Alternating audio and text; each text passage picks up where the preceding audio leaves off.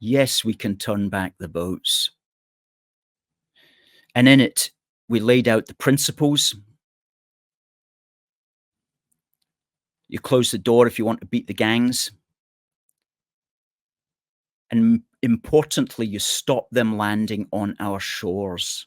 We must do everything we can to keep these people off our shores in the first place, because once they are on our shores, then like it or not, they do become our responsibility, in the sense that we can't just let them starve and wander about homeless, because that would create all sorts of additional problems. So we have to remove their incentives to cross, and that's where the policies come in. And we've got 5 policies there. Basically, if you come over on a small boat, you will absolutely be denied the right to claim asylum. If you have no documents, you will be imprisoned, literally in a prison, until such time as you remember where you came from.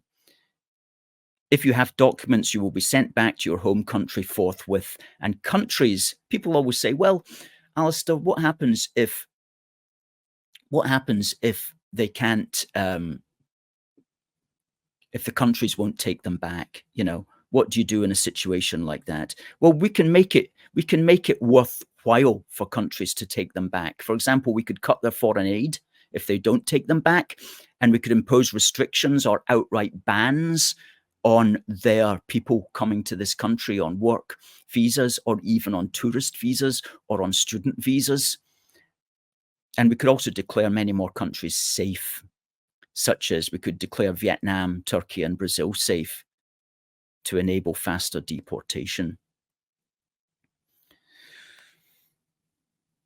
Ideally, we should process them offshore in a foreign country with whom we have an agreement. And very importantly, if they are granted refugee status, it should only be a temporary status. The understanding should be here that they're only here for as long as it takes for their country to be safe again, and that their refugee status is not a pathway to citizenship. Because a lot of these guys coming over on the small boats know that if they get refugee status, then all they have to do is hang about for 5 years and then apply for British citizenship. And so it should be a law that if you are granted refugee status, that never gives you a pathway to citizenship, and you will be expected to go home eventually. We should encourage these who are already here to go home with resettlement and accommodation grants. And we should physically turn back the boats.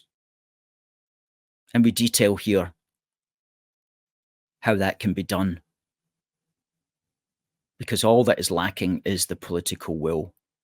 And if we do that, we will save lives. We'll save lives not only in the Channel, but we'll save lives in the Atlantic as well, because a lot of these, and the Mediterranean, because there's lots of people drowning in the Atlantic, trying to get to the Canary Islands, trying to get to Spain, trying to get to Calais, trying to get to Britain, and would save lives also in the Mediterranean. So do check out that article. We lay it all together, and no doubt we'll also publish that article in our book as well on the matter.